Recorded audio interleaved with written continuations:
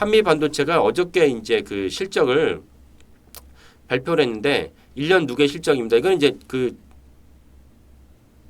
잠정 실적이 아니라 확정 실적인데 매출과 영업이익이 전년 동기 대비, 그러니까 23년이 22년 대비 매출은 51%, 영업이익은 거의 70% 떨어졌다라고 발표를 했습니다. 실적은 이제 이렇게 보시면 나오죠. 저희가 타키온이 자랑하는 이제 실적이 발표되면은 즉각적으로 이제 그 재무제표에 반영할 수 있는 능력을 저희 갖고 있고 이걸 바탕으로 이제 그 실적 그래프도 그려집니다. 그래서 보면은 전체적으로 23년도 일단 올라갔지만은 이후로는 꾸준하게 이제 매출이 안 좋았던 걸 알 수가 있죠. 22년 대비. 이것이 이제 아까 말씀드린 이제 그 전년 동기 대비 매출이 50% 반토막이 났습니다. 영업이익은 70% 감소했고요. 그런데 주가는 어떻습니까? 주가는 놀랍죠. 주가는 1년 어제 종가 1년 동안 한미반도체 주가 수익률을 보면은 600%. 야, 엄청납니다. 그죠? 만약에 우리가 1억 원을 투자했다면은 그러면 6억 원이 생기는 그런 이제 뭐 한미반도체에 대해서는 제가 뭐 여러 채널을 통해서 왜 한미반도체가 이렇게 주가가 긍정적이고 매출이 왜 그 주가가 이렇게 수익률이 좋은가에 대해서 말씀을 드렸습니다. 결국 챗 GPT 때문이죠. 그 챗 GPT를 우리가 서비스를 하면은 챗 GPT를 서비스할 때 필요한 하드웨어가 있습니다. 일단은 뭐가 있어야 되냐면 엔비디아의 H100이 있어야 됩니다. 그러면 엔비디아 H100은 누가 만드느냐? TSMC가 만듭니다. 그 TSMC가 엔비디아의 주문을 받아서 만드는데 여기에 필요한 메모리를 SK 하이닉스가 공급을 합니다. HBM3. 그래서 SK 하이닉스랑 HBM3 때문에 삼성전자 주가 수익률에 있어서는 적어도 삼성전자가 2등 기업으로 전락을 했고 SK 하이닉스가 1등 기업이 됐습니다. 근데 그 HBM3를 만들었는데 여기에 이제 그 12단을 갖다가 8단을 갖다 적층해야 되는데 이때 한미 반도체의 이제 TCB 공정이 중요합니다. 이걸 한미 반도체가 전량 SK 하이닉스에 독점 납품을 했습니다. 이 때문에 한미 반도체 주가가 600%나 뛴 것입니다. 주식시장은 미래를 보고 투자를 한 것입니다. PER이 1이다. 오, 너무 싸죠. 근데 주가가 안 올라요. 왜? 올해도 PER이 1이고 내년에도 PER이 1이라면 그 주식을 살 필요가 없는 거예요. 주가가 상승한 매출과 영업이 상승할 걸 보고 사는데 PER이 올해도 1이고 내년도 1이면 안 사요. 차라리 배당주 사죠. 그런 관점에서 한미 반도체는 주력 제품인 마이크로소라고 있습니다. 그 반도체 그 웨이퍼를 갖다 절단하는 장치인데 전체적으로 SK하이닉스나 삼성전자나 반도체 자체는 갖다가 줄였어요. 리거시라고 얘기하는 기존에 했던 D램 제품과 낸드 플래시는 줄였어요. 감산을 했죠. 한미 반도체 매출이 줄어들 수밖에 없어요. 제가 어저께 말씀드린 이오테크니스도 마찬가지였어요. 그런데 이오테크니스 한미 반도체 주가가 왜 올랐느냐? 기존의 제품은 이제 별 볼일 없었는데 한미 반도체 같은 경우는 TCB 공정을 갖다가 SK하이닉스가 필요를 했기 때문에 주가가 올라간 것이고 이오테크니스도 마찬가지였죠. 이런 관점에서 한미 반도체가 주가가 실적이 안 좋은 건 다 알고 있었어요. 그러면 실적 안 좋은 걸 발표됐는데 그러면 앞으로 주가도 올라가면 어떻게 되느냐?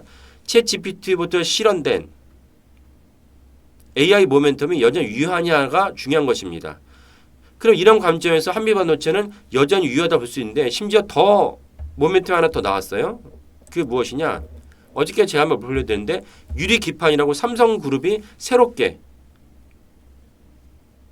HBM3 말고 우리 새로운 어떤 그 모멘텀 플랫폼을 갖다가 내놨어요. 그게 뭐냐면 웨이퍼를 갖다가 붙이는 전자기판을 붙이는 게 플라스틱 기판을 썼는데 이 플라스틱 기판 대신 유리기판 한번 가보자. 이런 논의는 사실 오래됐었습니다. 대표적으로 SK그룹 SKC에서 자회사 SK 엠솔루스를 통해서 이미 유리기판 생산이 들어갔어요. 이미 이것이 그냥 베타 테스트 수준이 아니고 이미 유리기판 생산을 하고 있어요. 근데 이거를 삼성그룹에서 전 그룹 차원에서 유리기판을 채택하겠다고 이제 발표를 하면서 이제 삼성전자가 이제 주목을 받았습니다. 근데 제가 어제 말씀드렸던 이오테크닉스였는데 오늘 말씀드릴 거는 한미 반도체가 마이크로소가 이제 그 전형적인 플라스틱 기판이었는데 여기에 마이크로소프트가 유리기판 절단기도 개발 완료했다는 것입니다. 그러면 한미 반도체는 원래의 매출을 갖다 견인했던 마이크로소 플라스틱 기판 원래 레가시 공정에도 마이크로소가 있었는데 이것이 디램과 그 낸드 플래시가 다시 원복이 된다면 원복하고 있죠. 그런다면 기존에 했던 매출이 다시 올라갈 것이고 그 다음에 한미 반도체를 작년 주가를 견인했던 TCB 12단에 갖다가 적충을 갖다 뚫어야 되는 이거는 여전히 모멘텀 유효하고 여기다 추가로 마이크로소가 이제 부각되고 있으니까 마이크로소 유리기판이 부각되고 있으니까 한미 반도체는 세 개의 그 큰 모멘텀이 있는 것입니다. 기존에 있던 마이크로소, 두 번째 그 SK 하이닉스에 납품했던 이제 TCB, 그 다음에 이번에 오늘 새로 말씀드린 마이크로소 이런 세 가지가 있으니까 한미 반도체의 이제 주가 모멘텀은 더 유효하다 볼 수가 있습니다. 오늘은 일단 그 하이브를 말씀드리겠습니다. 왜냐하면 하이브가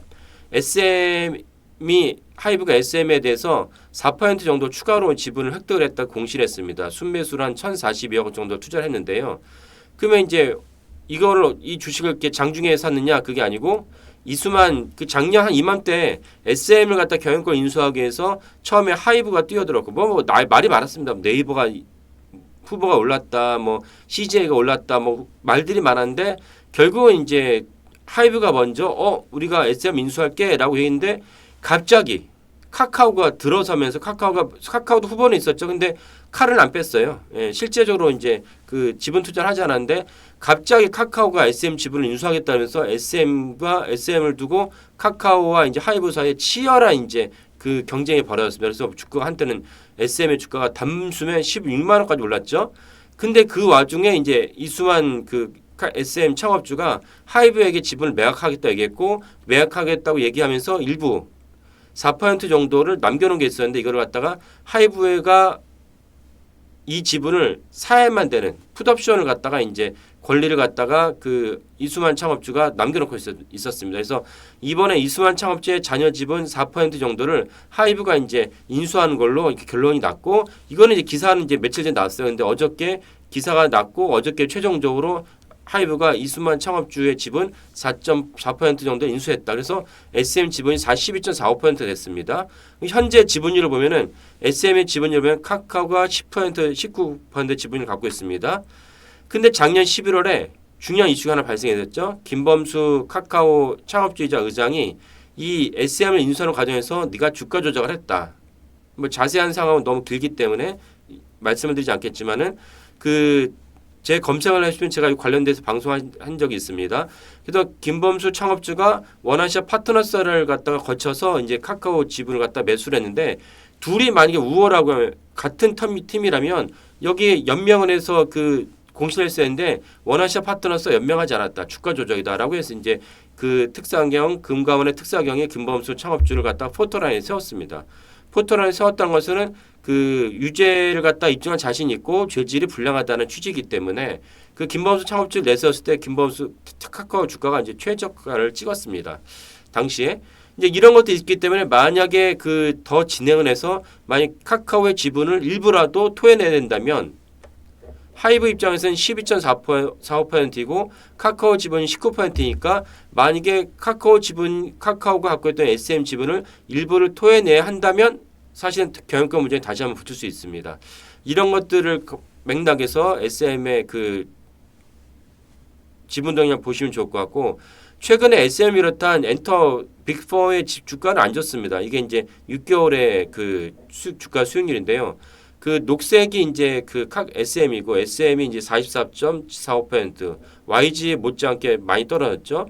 JYP도 많이 떨어졌고 하이브도 그나마 선방했습니다. 하이브가 그나마 선방인데 이렇게 주가 수익률이 안 좋은 배경에는 무엇이 자리 잡겠냐면은 중국을 위시로 해서 그 우리나라 한류 열풍이 엔터 한류 열풍이 K-팝의 열풍이 식은 게 아니냐라는 이제 전망이 나오면서 이제 전체적으로 주가가 좀 안 좋았습니다. 근데 지금 제가 그 SM에 대한 그 경영권 분쟁을 얘기하고 있는데 만약에 주가가 안 좋다는 것은 경영권 분쟁을 촉발하기 위한 좋은 이제 환경이 조성됐다 볼 수 있어요. 왜냐하면 이왕 지분을 살 거라면은 주가가 내려갈 때 사는 게 좋지 않습니까? 이런 것들도 같이 보시면 좋겠습니다. 몇몇 이제 공시를 말씀드리겠습니다. 국민연금이 현대해상의 지분을 무려 192억 원이나 매도를 했습니다. 코페르니쿠스 글로벌 투자라는 이제 그 미국 기반의 어떤 그 투자 회사인데 여기가 LG U+를 꾸준히 이제 매수를 했습니다. 어제도 이제 451원 매수했다고 발표를 했습니다. LIG 넥스원이 우리나라 방위산업청과 3,300억 원 계약 체결했다고 발표를 했습니다. 레고캠 사이언스는 이제 810억 원 정도 영업 적자를 발표했는데 이거는 사실 레고캠 사이언스도 언제나 R&D 기반의 회사이기 때문에 이래서 이제 때로는 이제 그 캐시플로가 어려우니까 오리온과 손잡아서 지분을 넘기기도 한 것이죠. 예. 그리고 덕산테크피아는 이제 그 OLED 관련된 주식입니다. 덕산테크피아가 전년 대비 적자전을 했습니다. 전년 적자를 발표하는 순간 사실 일단 시장에는 안 좋아요. 그래서 이제 했는데 내막을 봤을 때 당행년도 단계 수익 적자는 어떻게 했냐? 종속회사의 판관비가 증가됐고 그 다음에 파생 금융 상품의 손실에 따라 단계 순손실 적자 전환했다. 파생 금융 상품 손실 이거는 이제 자세한 거 들여다봐야겠지만 어쨌든 대부분 이런 거는 장부에서만 반영되지 실제로 반영된 건 아닙니다. 그러니까 이런 거 딱 떴을 때 일단 기관 투자가들은 움찔하면서 팔 수밖에 없어요. 그러나 개인 투자가들 입장에서는 야 이거 장부상에만 있는 것이 실제는 아니라 그러면 오히려 매수 기회를 해서 수익률을 올릴 수 있는 기회라고 보시면 됩니다. 덕산테크페아는 이제 그 OLED 기업이기 때문에 사실은 OLED는 올해 내년까지 전체적으로 업종이 좋습니다. 왜냐하면 애플의 아이폰이 OLED를 갖다 채택하는 것을 확산하고 있기 때문에 좋습니다. 서진 오토모티브는 자동차 기업인데 작년에 영업이익이 60% 뛰었습니다. 이유는 전기차 하이브리드 둘 다를 갖고 있어요. 괜찮죠. DNF 역시 이제 그 개별 영업 적자를 발표했는데 전년 대비 적자 전환을 했습니다. 근데 자회사 매각을 갖다가 연결 제거를 하면서 매출이 감소했고 이거는 뭐 이미 다 알려진 거기 때문에 큰 요소는 없습니다. 재고자산 평가를 했더니 영업이 감소했다. 재고자산 평가를 했다 이겁니다. 이건 사실 장부상의 문제입니다. DNF는 사실은 이제 올해 좋습니다. 왜냐하면 DNF가 솔브랜 인수를 했는데 DNF는 이제 그 4나노, 3나노로 가면 유전체 하이케이라고 얘기하는데 이 점에서 DNF가 가진 강점을 시장에서 주목하고 있습니다. 그래서 DNF가 재고자산 평가에서 영업이 감소했다는 것은 역시 장부상의 문제지 실체랑 무관하다 보시면 되기 때문에 오히려 이런 것은 DNF의 매수 기회다, 수익률 기회다라고 보시면 되겠습니다. 예, 오늘 방송 여기까지 하겠습니다. 감사합니다.